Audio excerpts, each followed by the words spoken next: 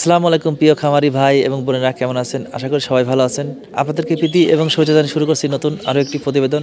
আজকে আপনাদের নিয়ে এসেছি একটি দেশি কবুতরের খামারে, পাবনা জেলা চাটমোহর থানা চিরুল গ্রামে। আজকে আপনাদের দেখাবো এই খামারে কতগুলো কবুতর রয়েছে, কবুতরকে কী কী খাবার খাওয়াচ্ছেন, কবুতরের রোগ ব্যাধি হয়েছে কিনা এই খামারে, তিনি কতগুলো বাচ্চা পাচ্ছেন, বাচ্চার দাম দর কেমন, বড়গুলোর দাম দর কেমন, এবং তিনি যে পরিবেশে কবুতর পালন করছেন তাতে কি বিশেষ সুবিধা রয়েছে, কবুতর পালন আয় করা সম্ভব কিনা সেটা এই খামারের কাছে জানার চেষ্টা করব।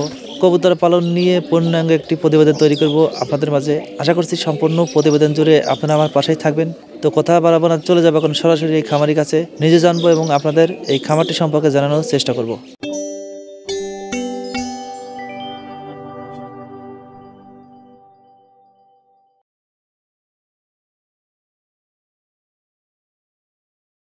আসসালামু আলাইকুম। ওয়ালাইকুম আসসালাম। কেমন আছেন? এই তো আছি আলহামদুলিল্লাহ ভালো। আচ্ছা, প্রথমে আপনার নামটা আমরা জানতে চাচ্ছি। আমার নাম মোহাম্মদ রবিন হোসেন। আচ্ছা, আপনি পেশাতে, যেহেতু আমরা কবুতরের খামারের সামনে দাঁড়িয়ে আছি, এটা ছাড়া অন্য কিছু করেন কিনা? হ্যাঁ, আমি পাশাপাশি কৃষি কাজ করি।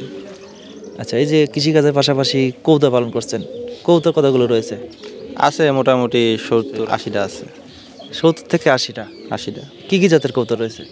কবুতর আছে আপনার দেশি আছে, হুমা আছে, রেসার আছে, আর আছে হচ্ছে সিরাজি আছে, এই আর কি মিক্সার আর কি আছে।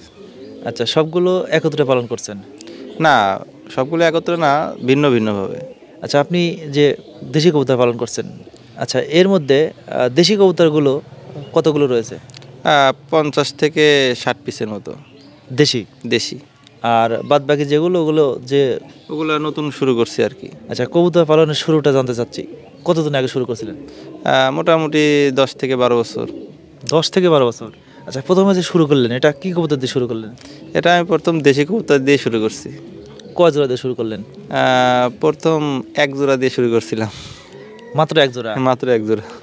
আচ্ছা, তারপরে ওখান থেকে হয়েছে নাকি আস্তে আস্তে ক্রয় করাইছেন? না, ওখান থেকেই হয়েছে। মানে এক জোড়া থেকেই? এক জোড়া থেকে হয়েছে। আচ্ছা, আপনি কবুতর থেকে প্রতি মাসে বাচ্চা কেমন পাচ্ছেন? মোটামুটি ভালোই পাচ্ছি। কত জোড়া?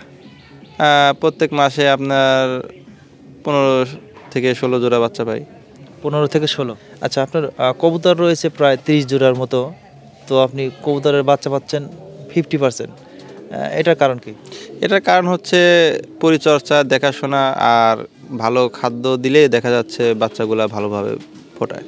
আচ্ছা, অনেকেই বলে থাকেন যে আমার অনেক কবুতর থাকা সত্ত্বেও আমি কবুতরের বাচ্চা কম পাচ্ছি, এটা কি মূলত আপনার এই পরিচর্যার অভাবে? হ্যাঁ, মূলত পরিচর্যার অভাব থাকে, খাদ্যর অভাব থাকে, আর কিছু দেখা যায় যে একুটে বা এক এক পিস জোড়া ছাড়া থাকে যেগুলা, এগুলা যদি ওই জোড়ার মধ্যে থাকে, এগুলো অযথা খাদ্য খায়, তো এগুলো তো ডিম বাচ্চা করবে না, এগুলো খাওয়াইলে দেখা যায় লসের সম্ভাবনা বেশি থাকে, সেজন্য মূলত বাচ্চা কম পায়। কম পায়, হ্যাঁ। আচ্ছা, কবুতর পালন যেহেতু আপনার অনেক দিন যাবৎ, খুব ছোট থেকে কবুতর পালন করেন, তো কবুতর পালন করতে কবুতরের তো অনেক রোগ ব্যাধি হয়ে থাকে, তো এই সম্পর্কে আমাদের যদি কিছু জানাতেন যে আপনার কখনো কোনো রোগ হয়েছে কিনা? হ্যাঁ, রোগ হয়নি এরকম না, রোগ হয়েছে, কিন্তু দেখা যায় যে যেই রোগটা হয়েছে অল্পতেই একজনের পরামর্শ বা ডাক্তারের পরামর্শ নিয়ে সেই জিনিসটা চিকিৎসা করলে আজকে সেটা রোগ থেকে মুক্তি পাওয়া সম্ভব। আর আমি ওই একজনের পরামর্শ নিয়েই আর কি চলি। বড় কোনো ধরনের রোগ, যেমন রানীক্ষেত কি গাম্বুরা, কোনো ধরনের বড় বড় যে রোগগুলো হয়ে থাকে কবুতরের, এই ধরনের কোনো রোগ আক্রমণ করছে কিনা? না, এরকম রোগের আক্রমণ আমার হয় না, কারণ আমি খোলা আকাশে ছেড়ে পালি, তো এই জন্যে। আপনি এই কবুতরগুলোকে খাবার হিসেবে তাহলে কী কী দিচ্ছেন? যেহেতু উন্মুক্ত থেকে পালন করছেন, তারপরে তো খাবার দিতে হয়। হ্যাঁ, হ্যাঁ। তো পরিপূর্ণ খাবার দিতে হলে কবুতরকে বাড়তি খাবার দিতেই হয়, সেক্ষেত্রে আপনি কি কি খাওয়াচ্ছেন? সেক্ষেত্রে আমি শুধু দেই হচ্ছে গম আর ভুট্টা মিক্সার করে খাদ্য দেই। এই দুইটাই? এই দুইটাই দেই আর কি। আচ্ছা, এই দুটা ছাড়া যে বাইরে খেয়ে আসছে, সেক্ষেত্রে আপনি কি বুঝতে পারছেন যে আপনার খরচটা, যে খাবারগুলো দিচ্ছেন, এটা কি বেশি হচ্ছে? না না না না, খুবই কম। কম? খুবই কম। মানে সীমিত দিচ্ছেন, আর বাদ বাকিগুলো তারা বাইরে থেকে খেয়ে আসছে। আচ্ছা, অনেকেই তো কবুতর পালন করতে চান, তাদের উদ্দেশ্যে আপনি কি বলবেন?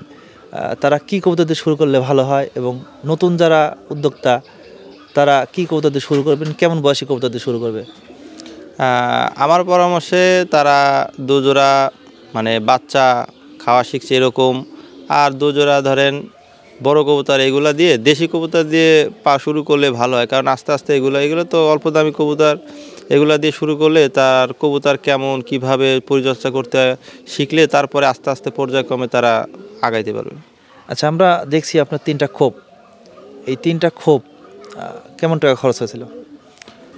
আমি যে সময় 3টা খোপ বানাইছি আমার নিজের হাতের খোপ, তো তখন 2টা মিলে সর্বোচ্চ গেলে আমার 2000 টাকা খরচ হয়েছে। মাত্র 2000? মাত্র 2000। এটা কি আপনি নিজে তৈরি করেছেন এর জন্য? হ্যাঁ, এটা আমি নিজে হাতে তৈরি করছি, আমার নিজেরই সব কিছু ছিল এই জন্য আর কি। আচ্ছা, নতুন যারা উদ্যোক্তা দেশি কবুতর দিয়ে শুরু যদি করে, সেক্ষেত্রে তারা খোপে করবে না খাঁচায় করবে? খোপ করলে ভালো হয়, কারণ বাঁশ এবং কাঠ এগুলা শীতের সিজনে, গরমের সিজনে অনেকটা তারা ঠান্ডা অনুভব করে। তারপরে শীতের দিনে গরম থাকার জন্য তারা মানে ভালো থাকে আর কি কবুতরগুলো। দেশি কবুতরের বাচ্চা আপনাদের এই অঞ্চলে কেমন দাম? মোটামুটি ভালোই দাম আছে। এক জোড়া দেশি কবুতরের বাচ্চা 250 থেকে 270 পর্যন্ত বিক্রি করা যায়। এটা কি কম বেশ হয়? এর চেয়ে কম বেশ হয় কিনা? হ্যাঁ, কম বেশ হয়, মাঝে কম বেশ হয়, সবসময় তো বাজার একরকম থাকে না, কম বেশ হয়। আর বড়গুলোর দাম কেমন? বড়গুলোর দাম 350 থেকে 400 টাকা এরকম। এগুলো তো কম বেশ হয়। হ্যাঁ, এগুলো কম বেশ হয়। আচ্ছা, আপনি উন্মুক্ত করে কবুতর পালন করছেন, মানে ছেড়ে দিয়ে, এতে অনেকের বিষ প্রক্রিয়া হয়ে খেতে গিয়ে মারা যায়, আবার অনেকের ক্ষেত্রে কাক আক্রমণ করে। উন্মুক্ত করে পালন করলে যে সমস্যাগুলো হয়ে থাকে, তো আপনার এই ধরনের কোনো সমস্যা কখনো হয়েছে কিনা?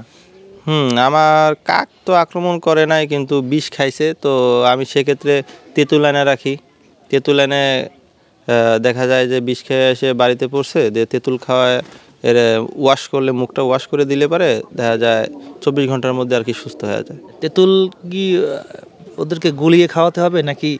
হ্যাঁ হ্যাঁ, তেঁতুল গুলায়া আপনার সিরিঞ্জের মাধ্যম দিয়ে খাওয়ায় ওয়াশ করে বের করে দিলে আর কি মোটামুটি বিষটা আক্রমণ কমে যায় বা সুস্থ হয়ে যায় কবুতর। আচ্ছা, বিষ প্রক্রিয়া হয়ে এরা মারা যাওয়ার সম্ভাবনা আছে, এমনটা বোঝার উপায়টা কি? কী ধরনের সিনকেট হয়?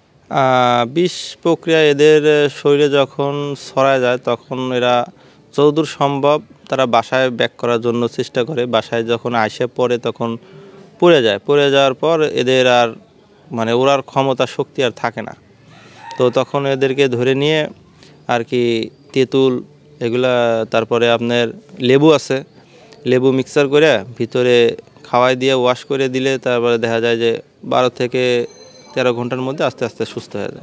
আপনার হয়েছে এরকম? হ্যাঁ, আমার হয়েছে। আমি নিজে প্র্যাকটিক্যাল, আমি নিজে খাওয়াই দিছিলাম। এই যে খোপের মধ্যে রাখছিলাম, পরে 24 ঘন্টার পরে একাই সুস্থ হয়ে ঠিক হয়ে গেছে।